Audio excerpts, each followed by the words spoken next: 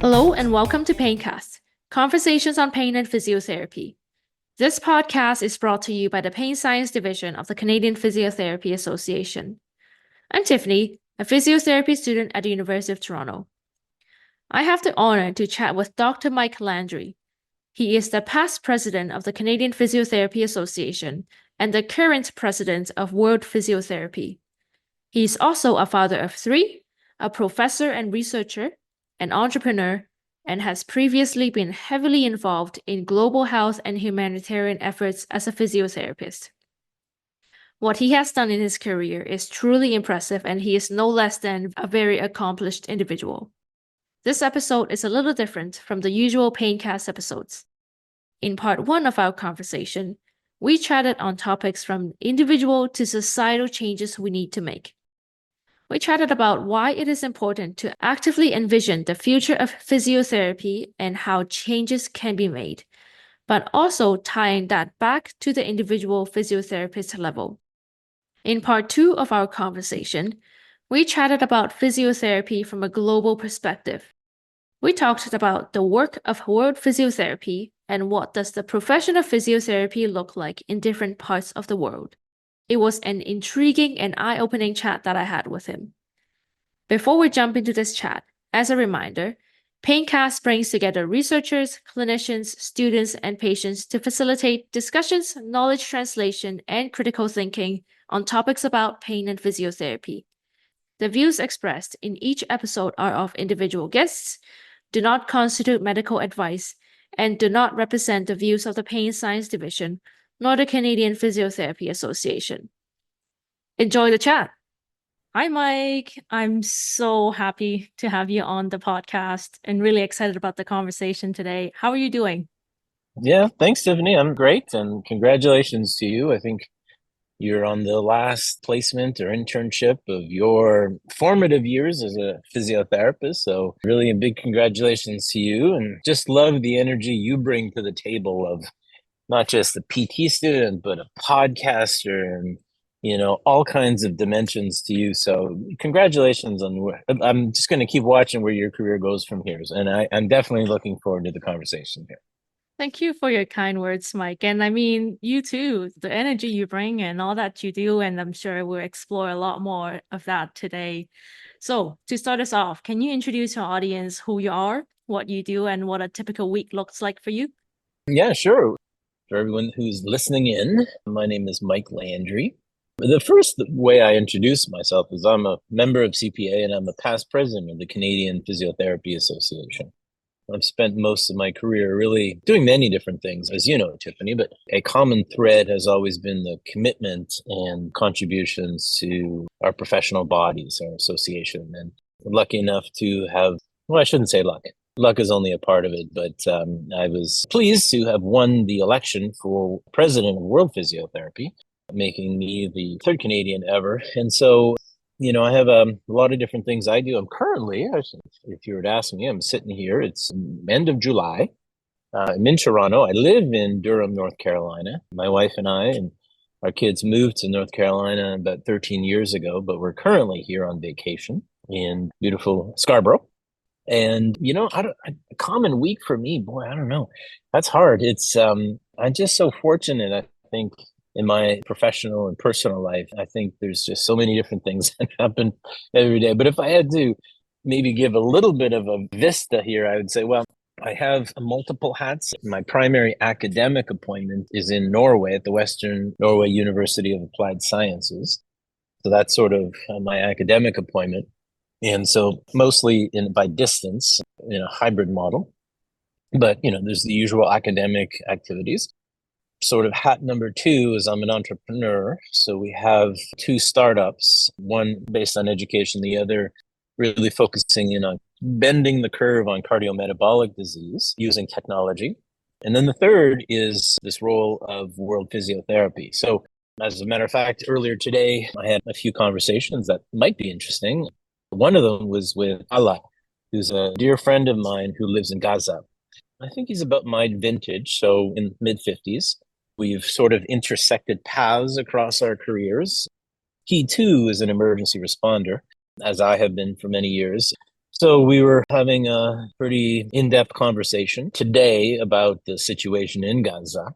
And one of the main points really is the loss of life in general, of course, tragic, but also the loss of many physiotherapists' lives. So the count is something in the neighborhood of 35 Palestinian physiotherapists who've died, who've been killed since the beginning of these events. And on the Israeli side, there are many who've also been killed, some of which are still held in captivity as a hostage. So it's a very, very tragic situation.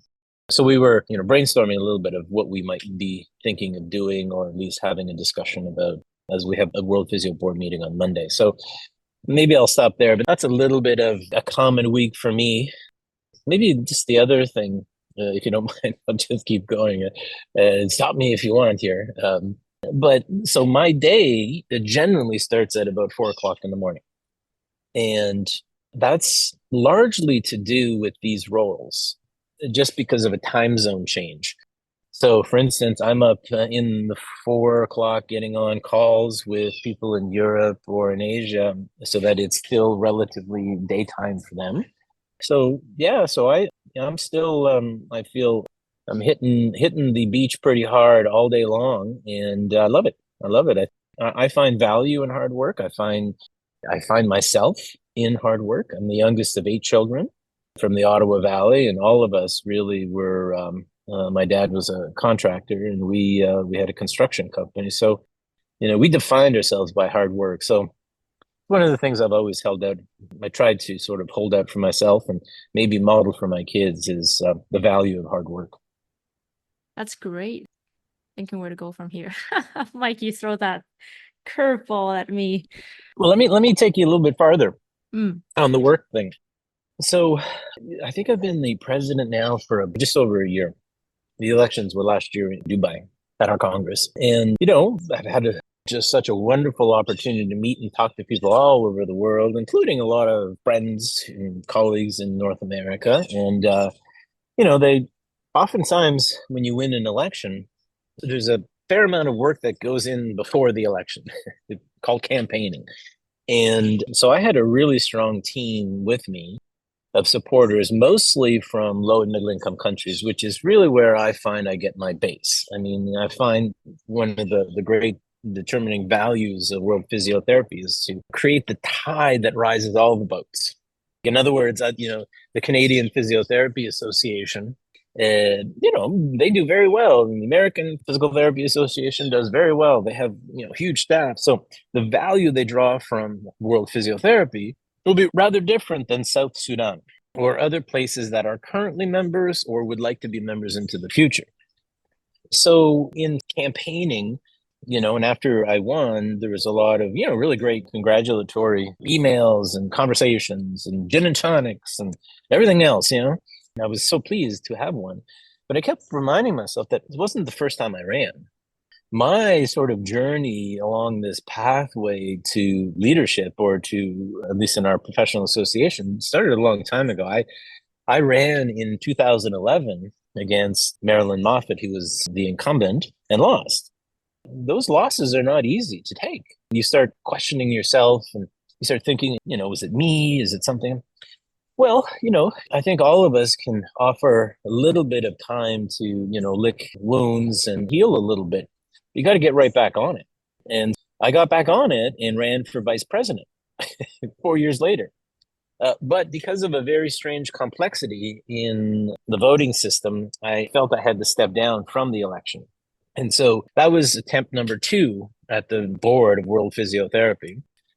And so on this occasion, I was successful, but it wasn't just sort of an overnight thing. This is a long path. And I personally ascribe to Stoicism. So this ideology of sort of, the way at least I interpret it, is sort of saying less, listen more, understanding sort of the real elements or the reasons why you want to achieve a certain goal, and really just sticking to it and working hard at it.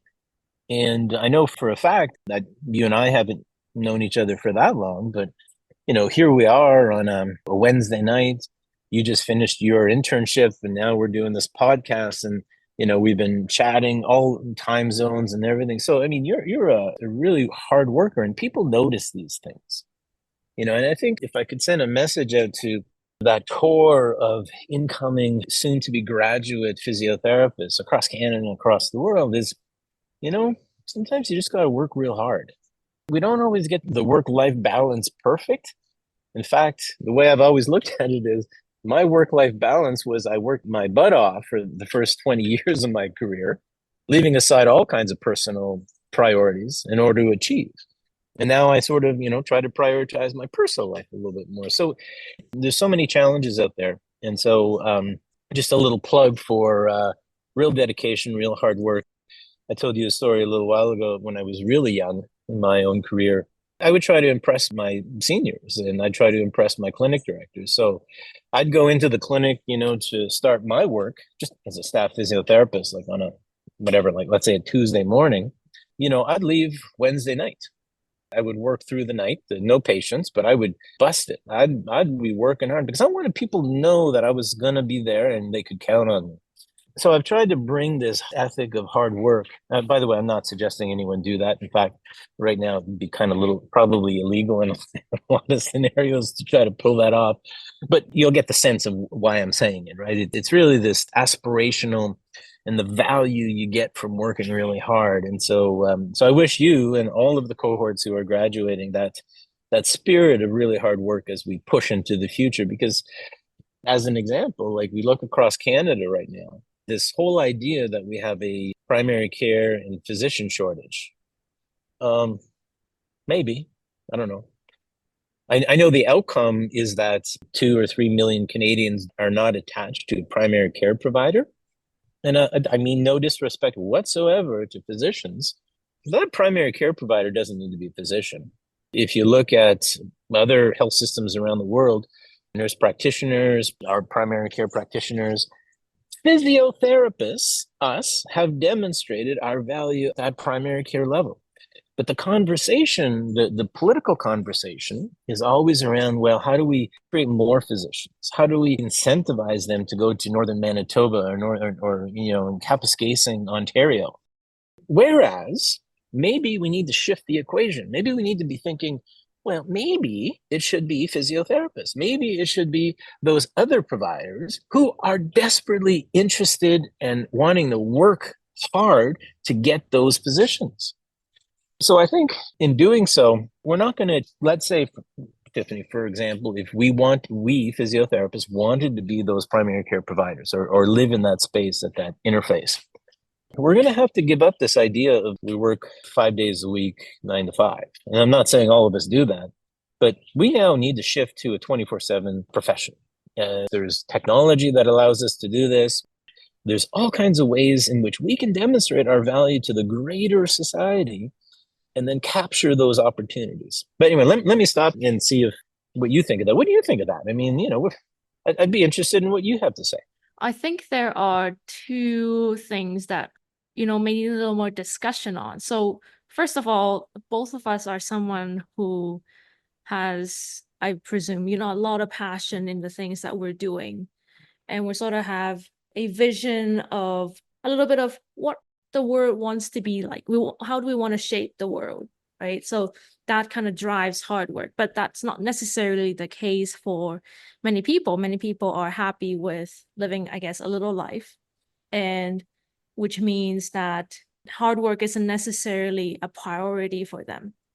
But the second thing is, when we talk about overarching systemic gaps that physiotherapists can fill, that takes a big vision, for someone to think me as a person can be a part of the solution for this big gap. What does it take for someone to acquire this higher vision and take action to it, you think? Mm-hmm. It's a really awesome question. As you were saying that, it reminded me some years ago in Ontario, it might have been when I was on the board of the Ontario Physio Association, or maybe when I got to this CPA. But there was this, I think it was with the WSIB, so the Worker Safety and Insurance Board. and they would have direct access to physiotherapists, right? So I think we lobbied and we were able to achieve this, and the circumstance, the political ecosystem made sense at the time. So that's where direct access to WSIB patients, to registered physios, happened, or it's something into that space. And we were on a provincial campaign and going around the province saying, okay, well, this is what we're going to do. And, I thought, oh my God, everyone's going to be so excited. Like, I'm going to be the baller. Like, I just speedballed access, right? Well, in some of these meetings, physios would say, not naming names, in fact, I wouldn't even remember them, but they said, well, do we really want that responsibility? Because that's more responsibility.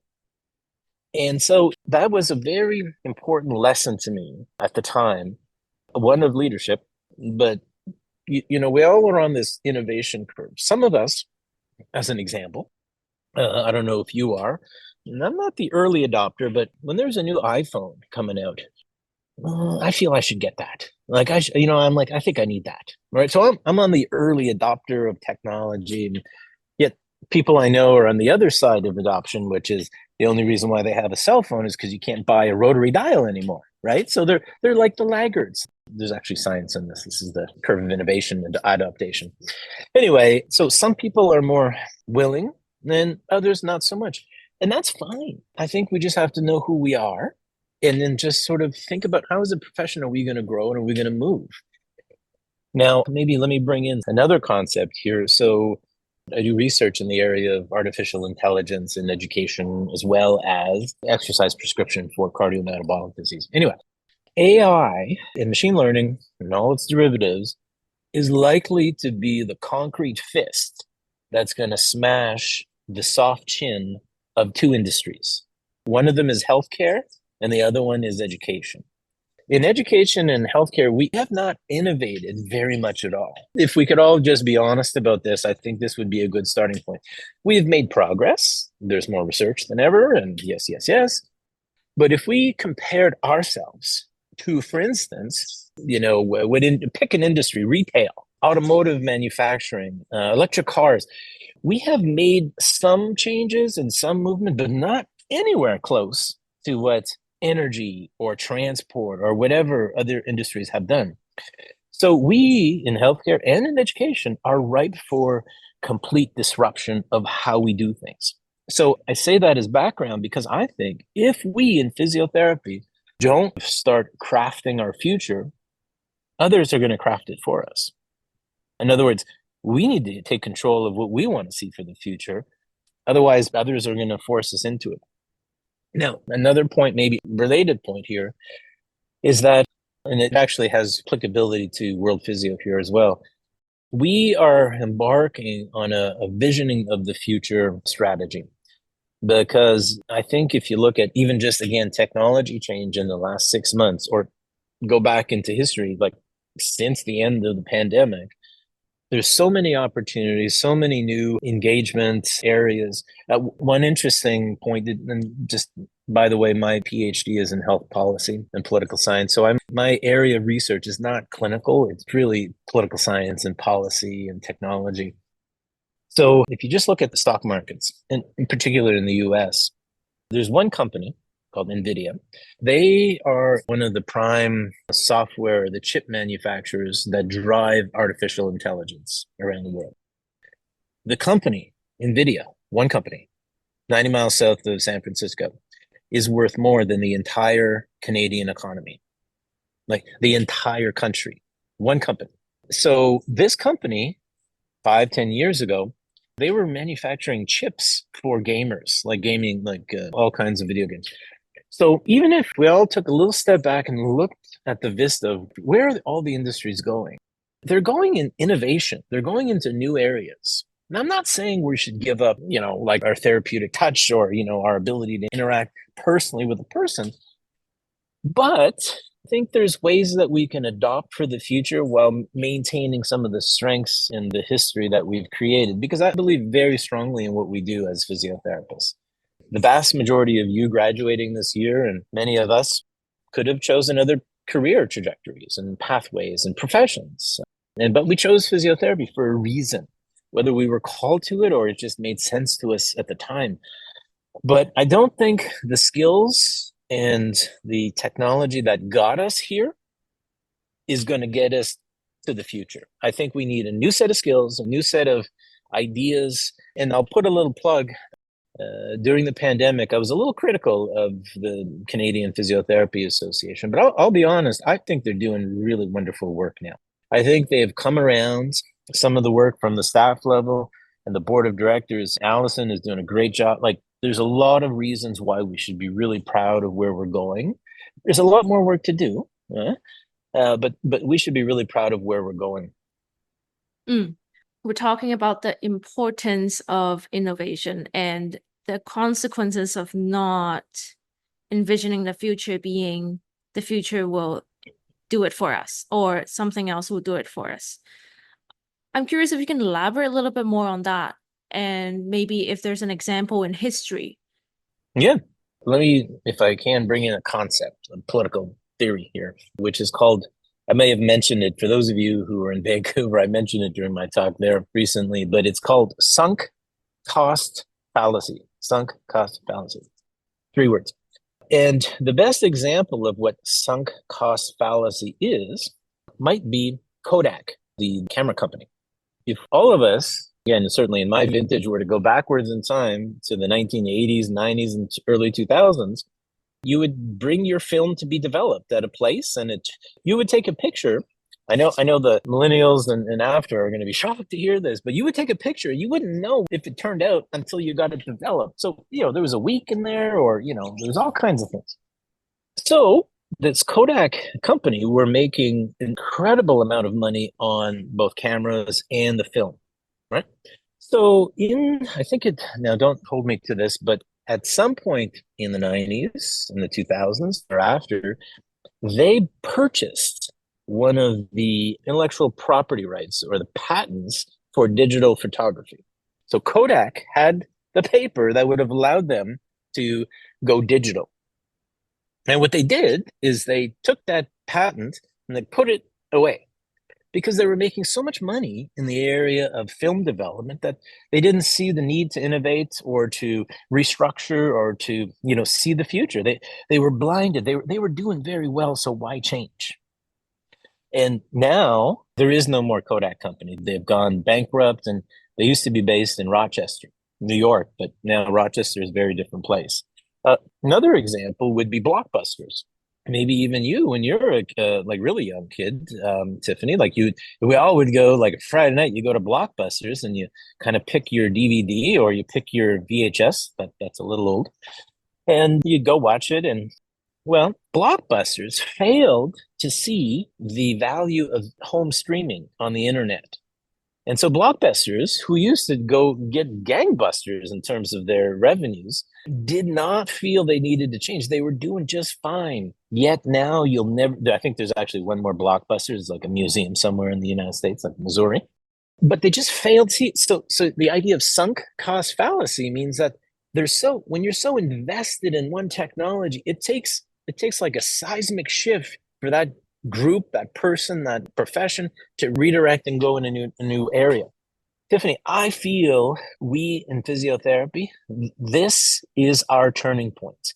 If we don't re-engineer, if we don't redirect, if we don't relook at the future where we want to go, we will fall prey to this concept of sunk cost fallacy. We will become, in some ways, the Kodaks, the Blockbusters, and there's many other examples out there. So I think we have to the question is so I don't want to just bring up the problem and say, well, okay, good luck. Some of the solutions here are really to think about what is it that we do that is only the domain of physiotherapy. Now, this is a big issue because we have overlapping scopes of practice all over the place, and this is key everywhere in the world.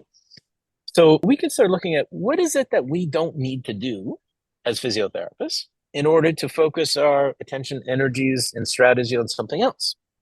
I used this example one time of mobilizing patients in hospital wards, and I was heavily criticized, rightfully so, because the way I described it is just mobilizing patients. Now, I understand, of course, that as a physiotherapist on the ICU is mobilizing a patient. They're monitoring their vitals. They're trying to understand, where that person's functional status can be pushed more or less. So I get it. But I'm not saying this particular part of our domain, but there have to be parts of our domain that are repetitive, that could be done by others. We also have a shortage, we say, in physiotherapy around the country. There's vacancies, and if you go elsewhere, it's the same thing, and parts of Europe, etc. I just don't know, for instance, if we will ever be able to generate more workforce supply doing the same things we've been doing in education for the last 45 years. Now, I'll say something else that I'm sure after this goes out, I'll get emails from colleagues, academics. But in the training areas, a lot physical therapy training, education, some of the most innovative things have been, instead of teaching a concept on Tuesdays, we'll do it on Thursday morning. And that's innovation. Well, it's not really innovation. If you look into the labs when I was doing my baccalaureate, my BSc, and you walk in today at the University of Toronto, and you'll have very expert clinicians like Eason Young, who's a very good friend of mine. Really respect Eason. He's pushing limits everywhere. But is it really different? Is it different than 40 years ago, 20 years ago? Given technological changes and advancement for the future, should we be thinking, like, in other words, Tiffany, should physiotherapists also be data scientists, for instance? Are there ways that parts of our profession need to be different and push our profession into areas that we're not familiar? I'll give you another Toronto-based example, but Sukhvinder Kelsey Ryan, who's an advanced practice neurophysiotherapist, I think at the Western, I'm not sure where Sukhvinder is. She was talking about this advanced practice model 15 years ago, right? Ahead of the curve, way ahead of the curve. And now she is in that role, making a difference, gaining respect from neurosurgeons, etc., because we have that ability to be at the forefront. I'll give you another, I might be jumping here, but I'll give you one other example, and then we can maybe go in a different direction. But in my own world of humanitarian aid and emergency response, of which I sort of at the end of my career in terms of being deployed and responding personally, but physiotherapists are now in many areas the ones who triage. They are the ones who triage patients, because the way that we prioritize patients in a disaster or an emergency can be very different than if you do it in downtown Toronto or Vancouver. And so we often triage based on most likely to gain functional independence, not closest to casualties. So there's a whole different way to do that. And this is an expertise that we bring to the table. I guess what I'm saying is there is a part we need to change. Our profession needs to be thinking, what is the next 75 years going to look like? The question is how. I think there's really good examples of the how. I just mentioned a few of them. But I also think that we have to establish a strong strategy in order to get us there. Because like I said before, the tools that allowed us to become who we are today are not going to be the tools that will help us become who we want to be for tomorrow. Yeah. Thank you for that response. I was, for listeners' reference, in Vancouver listening to your lecture in the CPA Congress, and I thought that sunk cost fallacy and how you described the sigmoid curve to be a very impressive concept. And after that, I actually come across another very similar concept called the blue ocean strategy. The idea is that there's a red ocean and a blue ocean. And the red ocean focuses on competition, gradual improvements, winning against other competitors, whereas the blue ocean, you completely jump into an uncharted territory and establishing innovative, new thinking, important leaps from what's inside the red ocean strategy. And I appreciate that you have provided a few examples of how the physiotherapy profession, in the Canadian context and perhaps some other places around the world, can adopt this sort of thinking. I come across also your Enid Graham lecture from 2020, and you were talking about how that the physiotherapy profession is lacking a strong scientific base that's unique to physiotherapy. Do you still hold by that statement, and what do you mean by that? Yeah, I hadn't thought about my Enid talk. By the way, once you win the Enid Graham, you become the cohort is called the Enids. So I am now one of the Enids with great pleasure. But yes, yeah, no, absolutely. I think on the one side, it's our greatest strength. And on the other, it's one of the political weaknesses that we have. The fact that we are spread across all parts of healthcare, right? Because we're movement scientists. We focus on the function of the human body and the spirit and the mind. But yet that broad base also is a disadvantage politically. Now, I still hold true to that. What I didn't mean to say was that, we lack the science, but we lack specificity related to physiotherapy. One example, and you will know about this, I'm sure, when you look at some of the research out there, it'll often not done by physiotherapists. It will be, a comparison of, let's say, surgical, I'm making this up, but the point I'm getting, you'll understand, non-radiating low back pain, let's say. Okay, which is better, surgical approach or physiotherapy? Well, physiotherapy is not an approach, it's a profession. It has a certain set of specific approaches that are part of our domain, but they're not often owned by us. Manipulation is not owned by us. Exercise is not owned by us.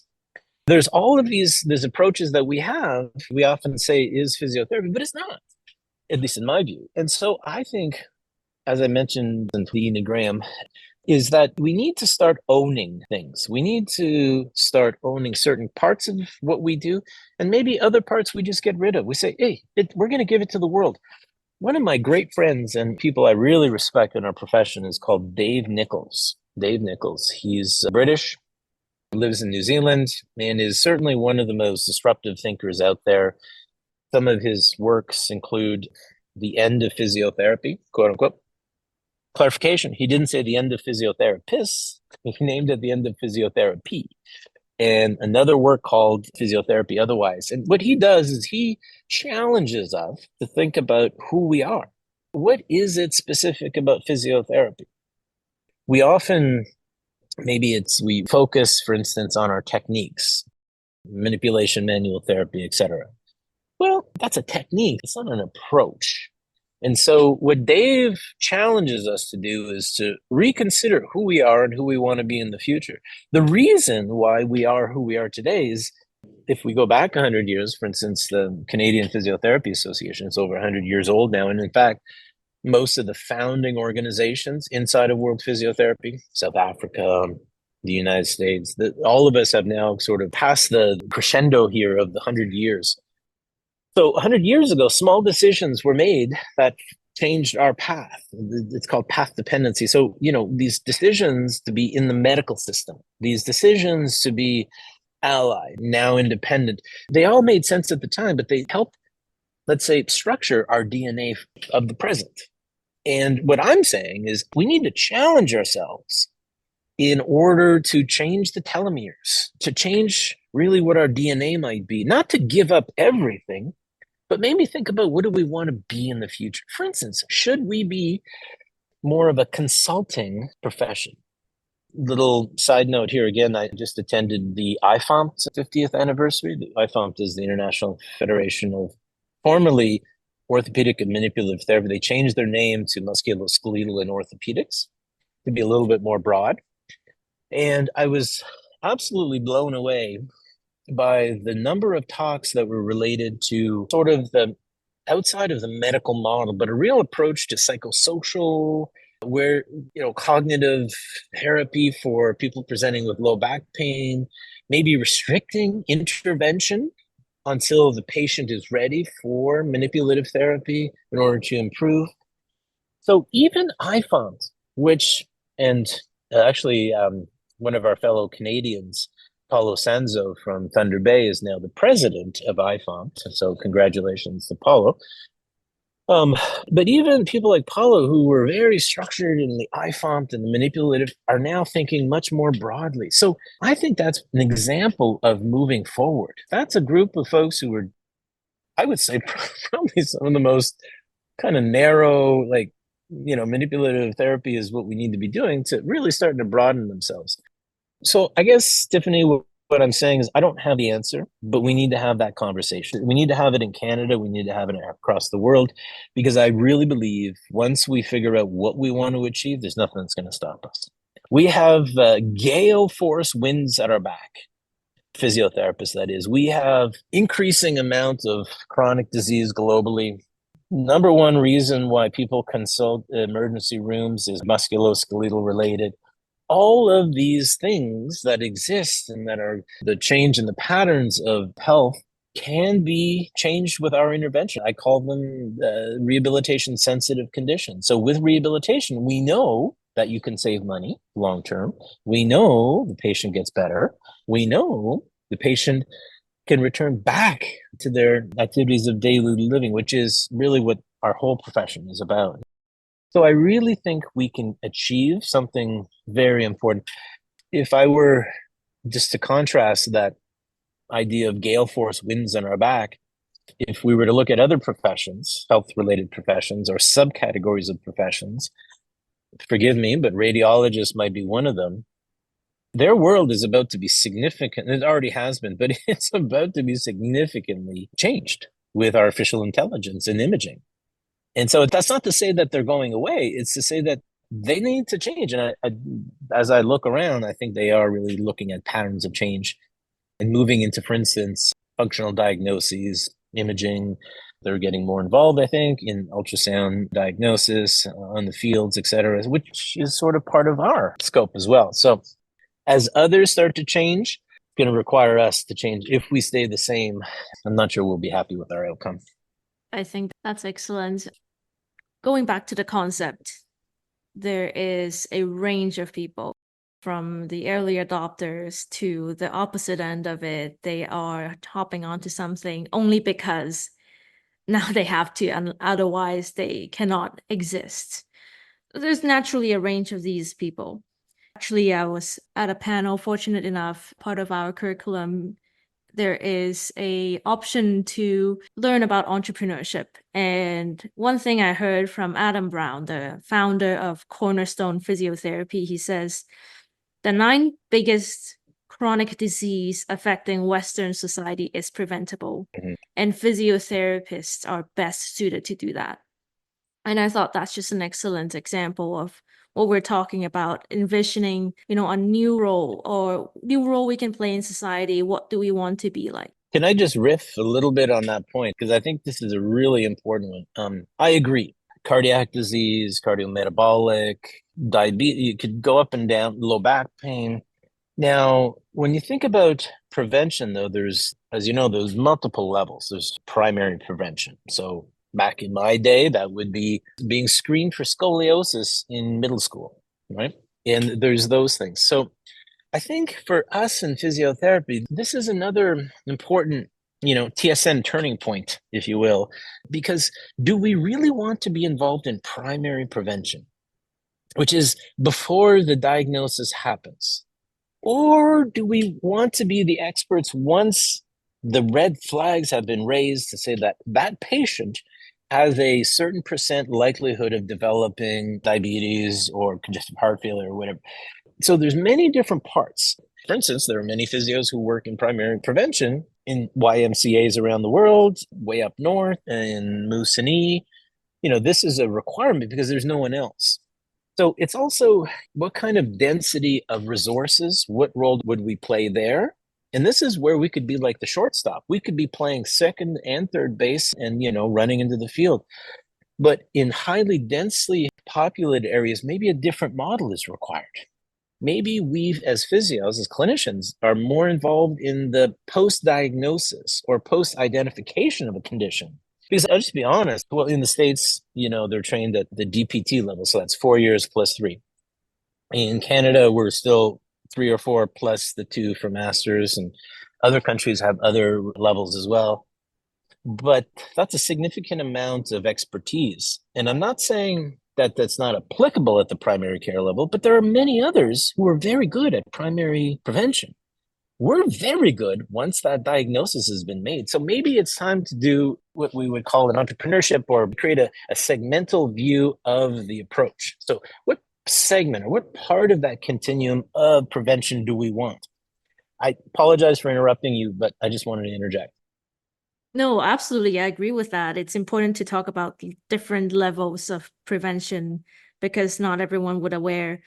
We play a very important role in secondary prevention and even tertiary prevention. And actually, the last episode just got released, episode 26 with Dr. Jackie Whitaker. Oh, yeah. We're talking all about how do we prevent post-traumatic knee osteoarthritis in a sense of secondary prevention. Once you have an injury, how do we slow down the progression of post-traumatic OA? Or once you have it, how do we manage that to prevent the disability that associate with osteoarthritis?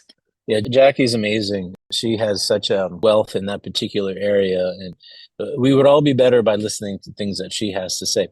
So going back to the point I was talking about earlier, there's a range of people from early adopter to laggers, and the need for the profession to envision the future. What does leadership look like with, acknowledging there's a whole range of these people along the spectrum? Yeah, well, back to that curve, that distribution or bell curve. Again, it's certainly something that exists out there. So I encourage all the listeners, if this spikes your interest, go have a look at it. Because there is another point I haven't yet mentioned. So early adopters, yes. Laggards, party poopers. Okay. In between, there's all kinds of people. There are those who are like early adopters or just adopters or late adopters. The key is, I think, the research, or at least the scholars who have looked at this, have suggested if you can get, I think it's 18% of any population to see the importance of the next step or the technology or the adoption of whatever, it's a house of cards, it all falls. So people start to just fall into line.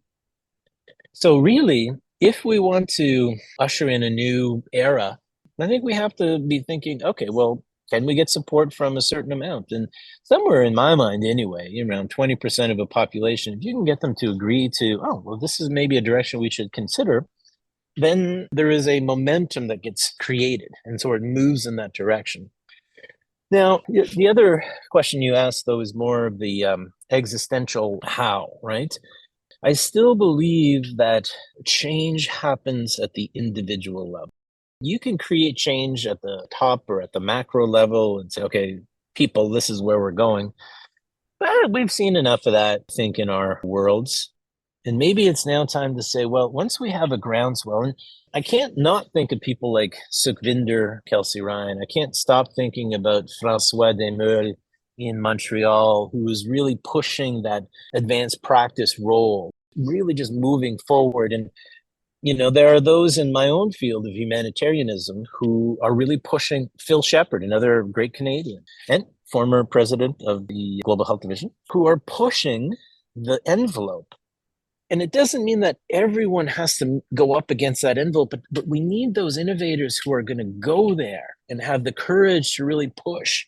And up to this point, we might not have had as many courageous people, but I see a lot more now than ever before. Right. So again, I think the gale force winds are behind us. We've got people on the ground who are pushing internationally, globally around the world. You have some amazing people.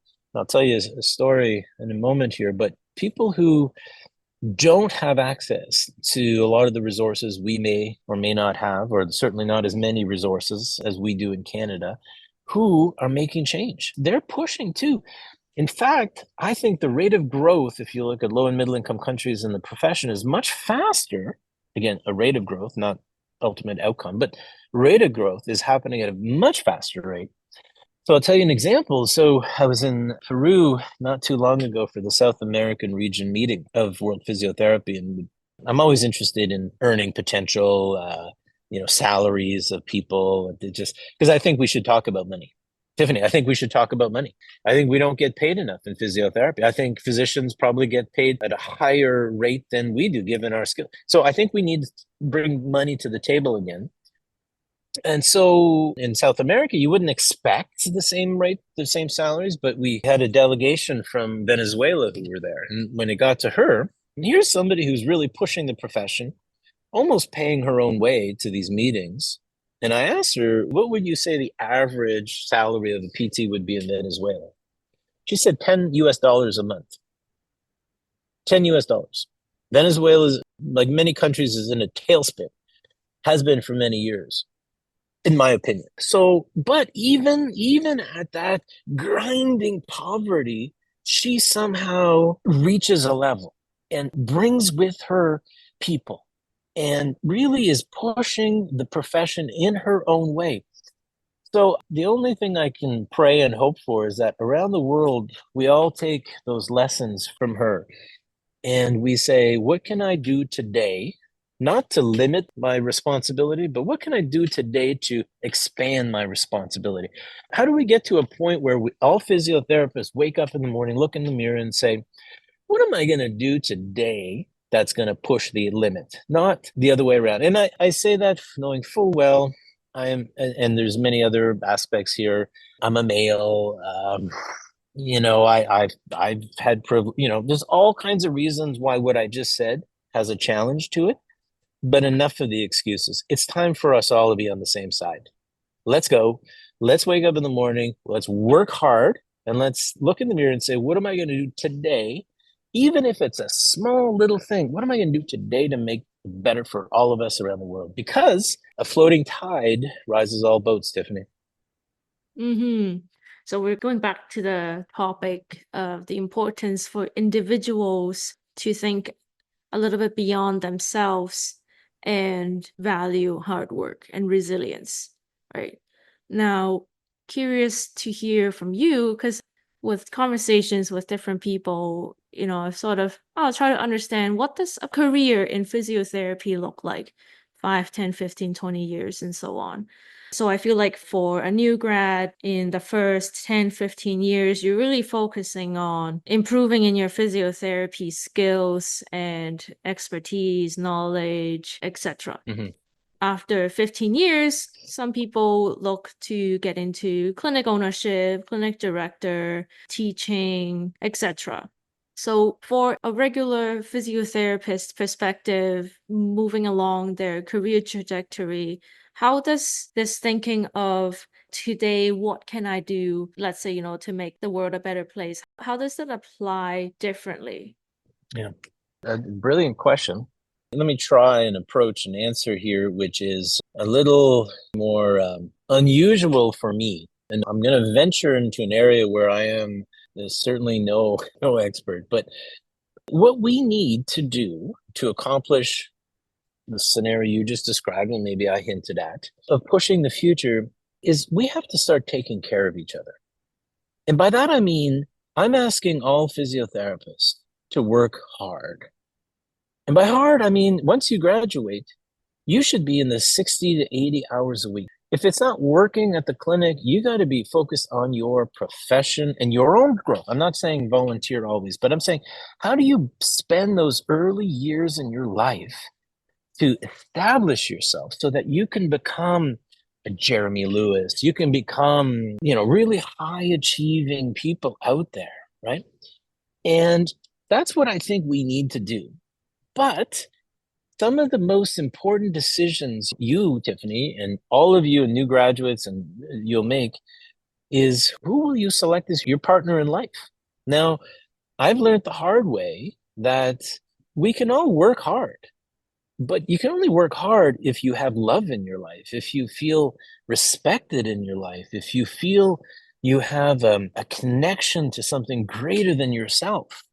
Because once you do, there's nothing that can stop any one of us. This is just my opinion. I so happen to be Catholic, and I anchor myself in Catholicism, and I'm sure many would criticize that, but that's fine. So ultimately, I think when you graduate and when we are at certain phases of our career, we have to say, well, what's important to us? And it's easy for me at this stage of my career to be thinking like this, but I wasn't thinking this way early in my career.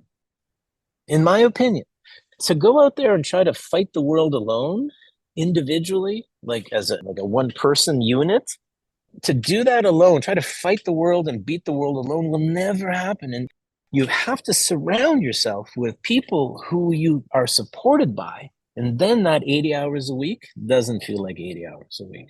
Mm-hmm. Yeah, I come across the African proverb from your campaign website, which I totally agree with my personal experience. The proverb goes, if you want to go fast, go alone. If you want to go far, go together. Yeah. And I agree with what you've said, that having a connection to something greater than your life, it's an important part of what drives hard work. And you mentioned asking the question, what's important to us, as a question that we should really think about. I'm a Christian and I build my worldview around the faith. And I certainly think that, at least for myself, having a meaning of life greater than yourself and a relationship, whether that's with another person or with God, that anchors you, does help me a lot with deciding how I choose to spend my time, working hard without, burning out. Another thing that concerns me as a father, and I think is relevant here, is our focus on social media and focus on screens. And just recently, I was mentioning I'm here in Toronto visiting family, and we went to the Cité du Soleil called Echo. And I took my wife, myself, I was also a physio, and our three kids, and we went to this event. And if people haven't seen it, it's absolutely amazing. The contortionist is something not to be missed. But at the intermission, or the middle part, we were sitting there, we were kind of talking, like, oh my God, that was awesome. The four people ahead of us, and there were two couples. And as soon as the performance ended, they pulled out their phones. And I was, of course, nosy, and I was looking over, and I could see that the two men were playing video games. And the other two women were doing, something slightly more productive. But it came to me, how awful is that? Is that how it ends up? Like at a social event, the first thing we do is pull out our phone? And I kind of see it in a lot of different areas. And I'm not being sort of an old curmudgeon here. I'm just saying there's some evidence around screen time. And, what do we teach our younger generations to? Well, you don't have to meet anybody in person anymore. You don't have to suffer the indignity of going to talk to somebody. You just use your phone to meet people, and then you can just stay at home and invest. I mean, I think we're going in a different direction, and I think there's power to technology, but I think we need to really think of how to use it, how it's going to affect us, and how do we become better stewards of the technology. And that might not be that related to the point, but I wanted to work it in there, Tiffany. No, it is related in a sense, because if we're thinking about, as you said, 60 to 80 hours, I personally work around that range. There you go. Of It course. may not be for everyone, but it's being mindful of how you spend time, right? And because there is something that you're going after, therefore it dictates how you choose to spend your time. And that should be more, in the forefront of our minds, or more in the back of our minds, to let that help our self-exercise, self-discipline over social media. Yeah, I think that's relevant. So World Physio, let's go to there now. Yeah, so for those that don't quite know about World Physiotherapy, thank you for listening to part 1 of Fireside Chat with Mike. You might want to listen to part 2, where we talk about physiotherapy around the world and his work at World Physiotherapy. Paincast is a freely available resource to help you learn more about pain and physiotherapy. We would really appreciate it if you can support our podcast by subscribing and rating it on Spotify or Apple Podcasts, and share it with your network. You can also use the feedback form linked in the show notes to help us improve. Thank you again, and stay tuned for future episodes on pain and physiotherapy.